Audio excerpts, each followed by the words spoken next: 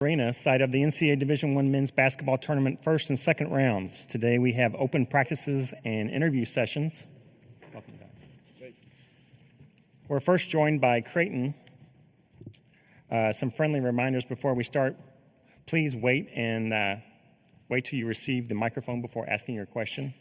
We ask you to please identify yourself and your media outlet before asking your question. If you're joining on Zoom, please use the raise hand feature to ask a question. And other reminders, please silence your cell phones. Recording of this press conference on your phone and camera is not allowed, nor is flash photography. Okay, we're joined now by Creighton student athletes, Stephen Ashworth, Jemiah Neal, and Ryan Cockbrenner. At this time, we'll take questions for the student athletes.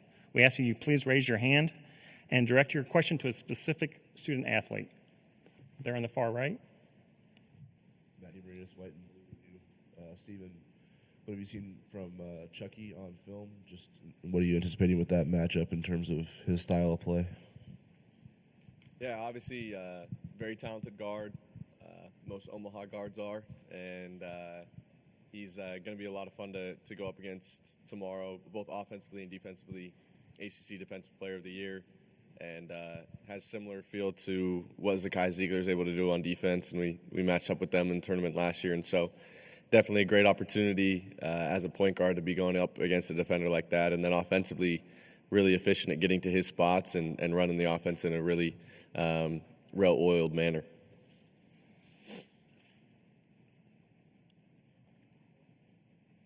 Question in the front. Gary Graves, Associated Press.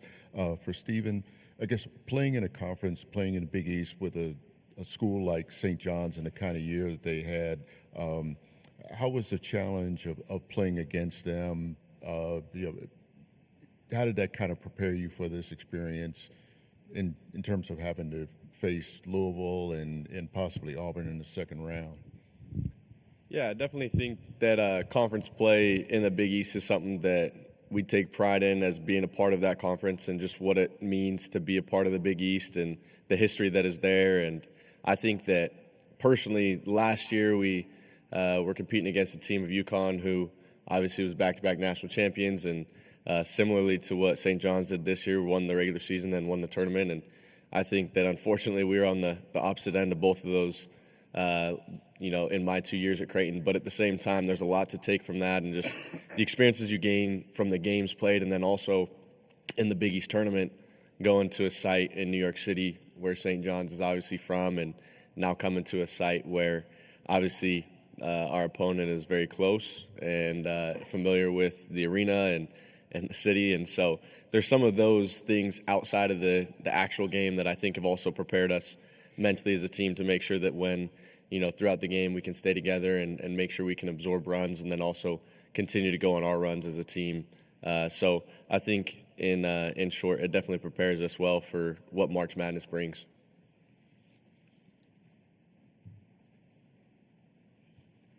In the back on the right. Is it on?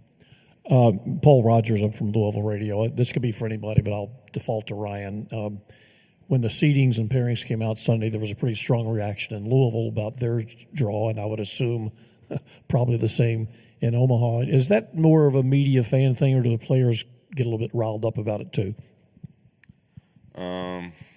I think you definitely can get a little riled up for it. For me personally, I know once you get to March, all you got to do is get in, and then it's anyone's game. So it didn't rile me up too much. But what is Louisville in the AP poll now? 10.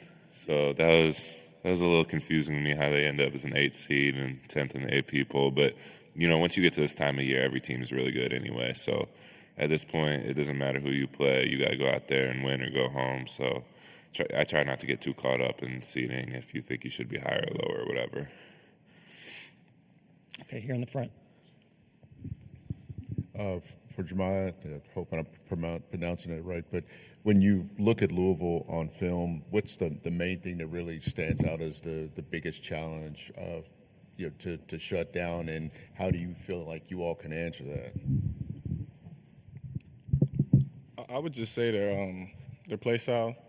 They have kind of like a sense of nastiness to them, especially on defense, as far as how they play, being in gaps, being able to rake, being able to speed teams up and stuff like that. And on offense, I would say the guards are very patient. They have a complex offense where it has a lot of flares and screens, and it's definitely going to be a challenge. But I think, like Steven said, I think the strength of our schedule has kind of prepared us for things like this, and now it's time to just go out there and perform. Second row. Cameron Drummond with the Lexington Herald Leader. Ryan, this question's going to be for you. Obviously, the expectations that Louisville is going to have a lot of fans here for the game tomorrow. I know you guys are going to travel plenty of people as well. But just in terms of approaching the game where you think it might be a significantly pro crowd for the opponent, are you guys approaching this with any kind of road game mentality or falling back on some of the road game habits or tendencies that you guys built throughout the course of the season?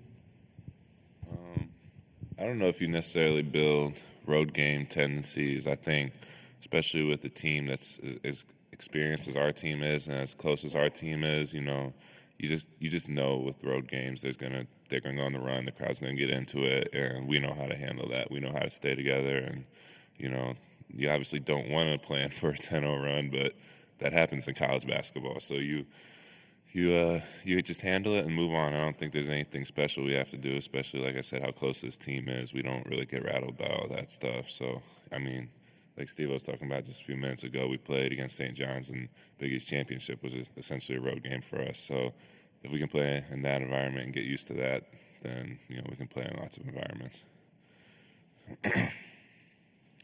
Third row. John Walker, Omaha World Herald. Jemiah, you came to Creighton to get the most out of your last year of eligibility. What's it like to be here on the verge of another NCAA tournament? I would say it's definitely what I was looking for. Obviously, like you said, I wanted to get the best out of my last season, and so far it's been the best season, and I just want to keep it going. I don't want it to end. So I love playing for this team. I love playing for Coach Mack. I love all my teammates. Those are my brothers for life. And just getting one more practice, one more shoot-around, one more game with them would just mean everything to me. Back row on the left. Sean Harrison with the Herald-Journal. This is for Steven.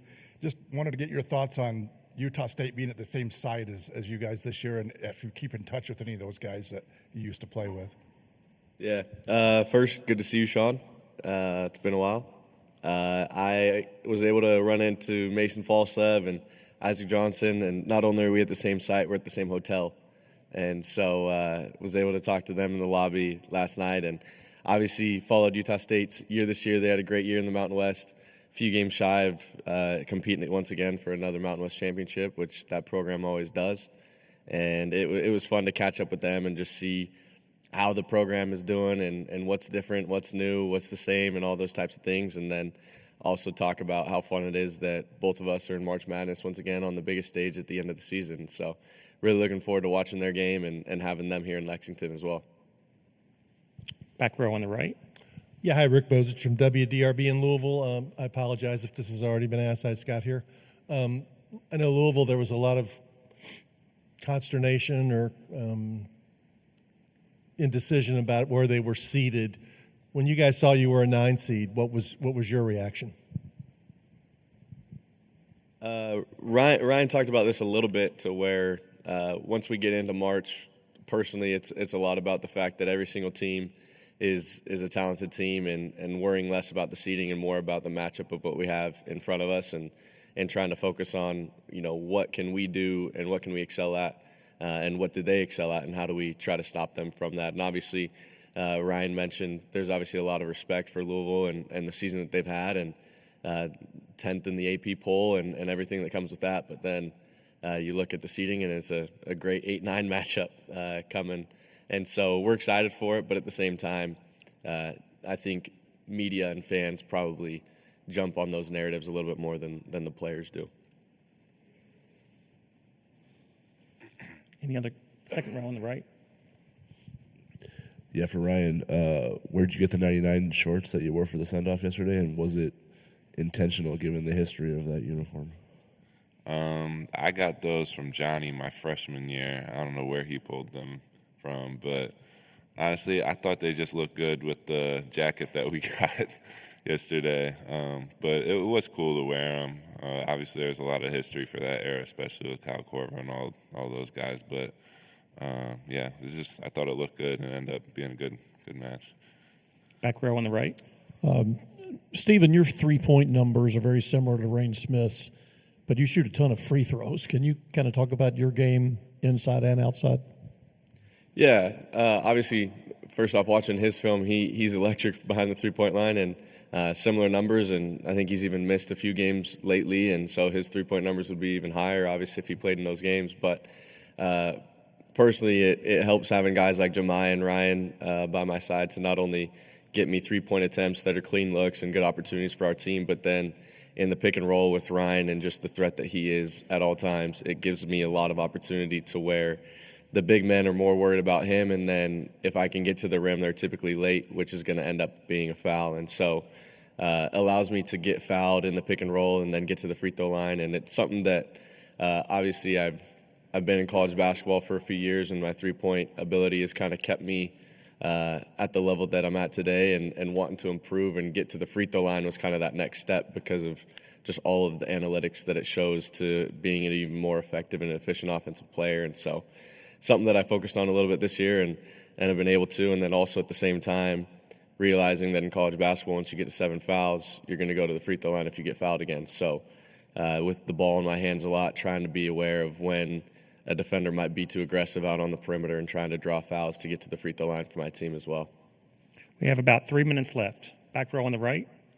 Yeah, Stephen, Louisville's best player most of the year has been Chucky Hepburn as a point guard. I don't know if you'll be matched up with him or not.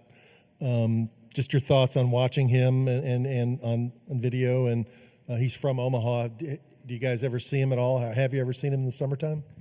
Yeah, Chucky came back this summer and was obviously in the middle of his transfer process, and we played pickup a few times over the summer and got a firsthand kind of look at how talented of a player he is and how good of a defender he is. And so obviously that's going to be at the forefront of our minds, just the amount of times that he's able to deflect passes and disrupt offenses with his defensive ability, and then offensively gets to his spots really well and navigates the ball screen and runs the offense at a high level. And so there's going to be a lot of focus on him and the talent that he brings. And then also the fact that, you've got other guys that maybe are even leading the team in scoring. And similar to our team, it seems like every given night there could be a different guy that is leading the team in a different type of way. So all hands on deck for sure. Great, gentlemen. Thanks so much for your time. We appreciate it. Good luck. Thank you.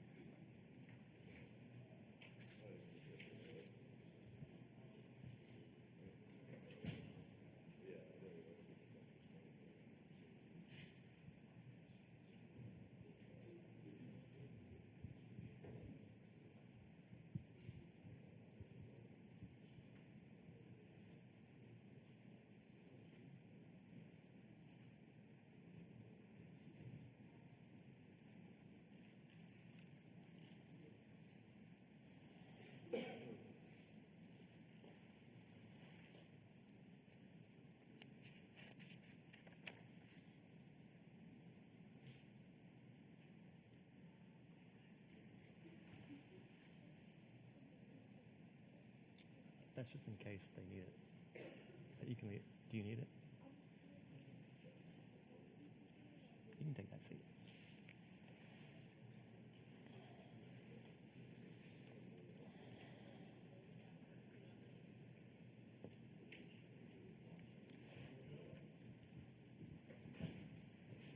Coach. Good morning. That's right here.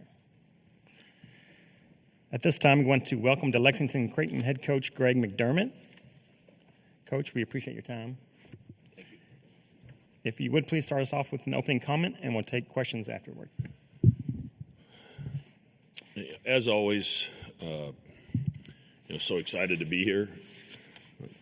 You can't ever take the NCAA tournament for granted, especially this day and age with you're really rebuilding teams every year.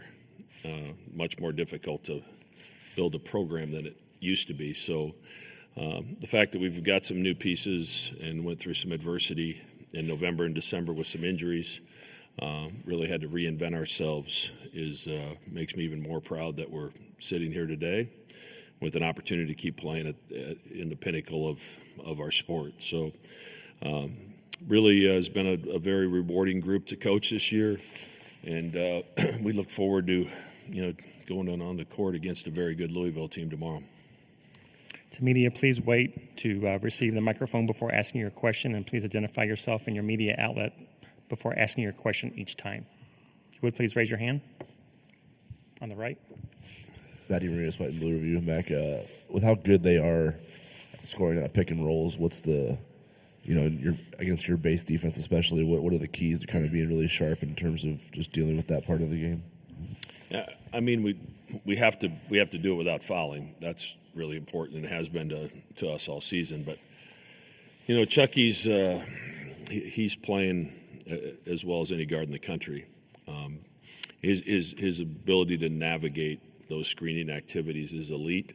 Because you have to respect him as a shooter and a scorer, but he might be a better passer than he is both of those, which is saying a lot because he's always been a good scorer. So, every time you make a mistake, he makes you pay for it.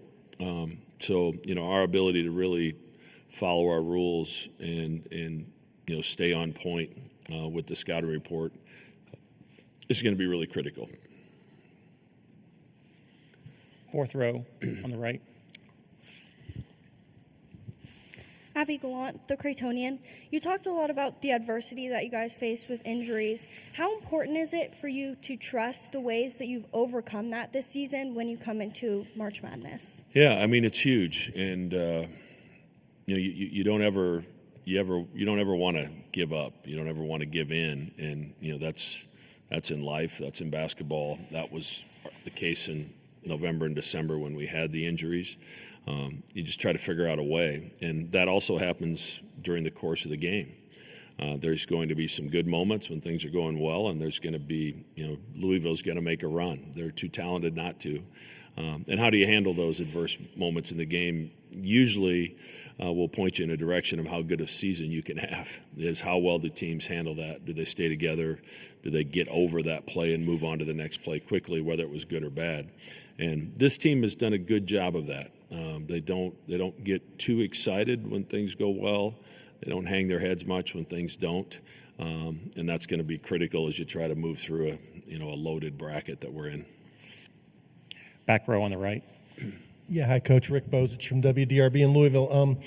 Chucky obviously is from Omaha. He went to Wisconsin, then he went to the portal, went to Louisville. Is he a guy that you guys tried to recruit? Was there ever a thought that he was going to come to Creighton? Yeah, I mean, we recruited him. I think he came out the same year that we ended up with Ryan Nemhart. So, I've known Chucky since he was in 8th grade, and know his family. So it's been fun to watch him from afar. Incredible how he's developed his game. And, I wasn't sure he could add to it leaving Wisconsin and coming to Louisville, but he has. And that's credit to him and also credit to Coach Kelsey and his staff for how they've put him in positions to really showcase all the things that he can do in the game of basketball. And, I've only talked about the offensive end, but he's incredibly disruptive on the defensive end as well. In the front on the left. Gary Graves, Associated Press. Coach, when you talk about the injuries that you have, how did you get this team, the other guys, to kind of buy in and have them step up their games to fill voids and fill those kind of absences? It started with leadership from Kalkbrenner and Ashworth. They're both very positive people. They're both everyday guys from a practice standpoint. So the people in our program, some of the younger guys, some of the new guys, were their role. They were basically just kind of settling into the role they were playing 8 or 9 games in, and then that all changed. So I think Ryan and Steven's ability to help guide them and lead them was critical. From Jemiah Neal to Jason Green to Jackson McAndrew to Isaac Trout, Mason Miller, Fedor once he became eligible. Ty Davis, all their roles changed when Pop went down for the season, and they really embraced that. They haven't complained about how many minutes they're playing, how many shots they're getting. This team does not have a lot of ego, and that's why we're here. As they've stuck together, but it's been in large part due to the leadership in our locker room, and Ryan and Steven on top of our coaching staff instilling confidence in some of those other guys. Back row on the right, please. Yeah, Coach, is slightly off topic, though, but in about 45 minutes, one of your former assistants, Darian DeVries, is going to be announced as the coach at Indiana. What can you tell people about Darian and why he would be a good fit at IU? Yeah, I just think it's a terrific hire. D-Rock was with me for 8 years. I kept him on staff from Coach Altman's staff when I got the job at Creighton, and it was the single best decision I made when I got there. Maybe having Doug join me was probably a close second, but he's such a worker and such a grinder, and he has a way of connecting with people and bringing the best out in his players because they're going to see the passion on a daily basis that he goes about coaching his team, and he's got a wonderful family. They're going to fit great in Bloomington, and I think they'll be very happy with the results. Second row here on the left. Cameron Drummond with the Lexington Herald Leader. Greg, I know you guys are fresh off playing St. John's at the Garden, and you got that experience twice this year. And I know you'll travel a lot of people to this game tomorrow, but it's still expected to be probably a pro-Louisville crowd in here. So is there anything that you talk to your guys about? Do you lean on any of the tendencies, the habits that you build from road game environments this year, and how you're just kind of approaching that unique dynamic? Yeah, we essentially played a road game Friday night against UConn in the Garden, and then Saturday against St. John's. So we just did it twice. And we fully expect to have a similar experience tomorrow. So we've been in that environment. We were successful Friday night. We played great for about 32 minutes against St. John's, and then let it get away. But you just have to stick together, and your team unity is so critical when you're in a building where everybody's against you, and that's going to be the case. We've got a blizzard going on in Omaha right now, so I don't know how many people are going to get here, but hopefully we'll have some folks in blue tomorrow. Any other questions? Second row on the right, please. Yeah, I know the impact was there with Ryan, that sophomore year breakout. When did you feel like the leadership component? Say that? I didn't catch it. Oh, sorry. I know the impact with Ryan was there his sophomore year. When did you feel like the leadership component clicked where you can start to trust him to kind of be, an extension of you on the floor? I think he took some strides last year, with Baylor and Trey, having been around. I think he was able to grow into it a little bit more during the course of the season.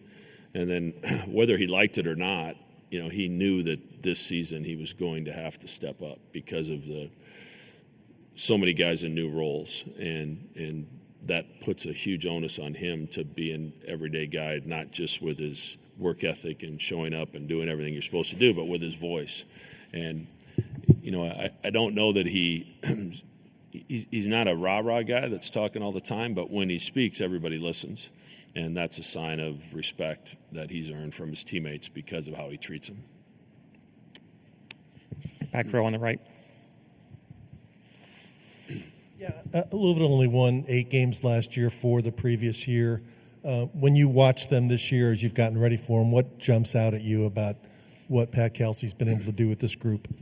Coach Kelsey's done an unbelievable job. They, like us, they kind of had to reinvent their roster because of injuries early, and you can see it from watching them in December and January to how they're playing recently, just how much they've improved and how guys have really embraced their roles.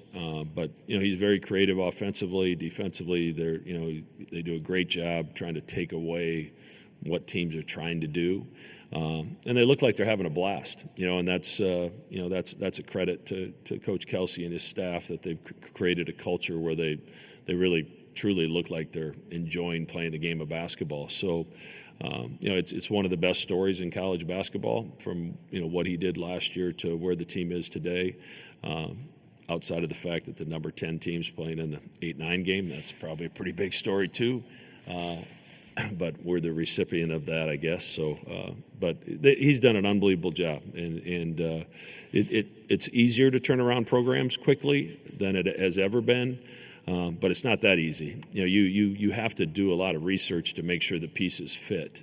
And they've done a masterful job of putting that roster together that looks like they've been playing together forever. Back row on the left. Sean Harrison with the Herald Journal. Coach McDermott, can you talk a little bit about, you mentioned Stephen's leadership. You've had him for a couple of years now. Can you just talk about how important he's been coming from Utah State to play for you? He's been everything I could have hoped for and more. He probably struggled the first 12 to 15 games his first year. I think he was trying to be somebody he wasn't. Everybody was obviously disappointed that Ryan Nembhard moved on to Gonzaga, and everybody became accustomed to what Ryan Nembhard did for our offense. And I think early Stephen tried to be Ryan, and he and I had a talk in the middle of the season. I remember it vividly. I said, just be Stephen Ashworth. That's what I recruited you to do and be. And once he did that, he's flourished, and he's improved in every facet of the game. His decision making, his defense. Obviously, he's always been an elite shot maker, but he's such a positive presence to his teammates on a daily basis. He doesn't have bad days, and he does everything he can to make sure that nobody around him has a bad day. And that's a sign of an incredible leader. Back row on the right, please. We have about 3 minutes left. Coach Paul Rogers from Louisville Sports Properties. I read a comment from Hubert Davis last night. He said he's never coached a game without R.J. Davis and didn't know what he would do without him. That's not quite the case with you, but do you sort of feel that way about when you won't have Brian Kalkbrenner back? Yeah. Thanks for reminding me. I mean, it's been I've been blessed to coach that kid for 5 years, especially at this day and age of guys moving and always looking for the next best thing or the better deal. He's been unbelievably loyal to me, my staff, and to our university.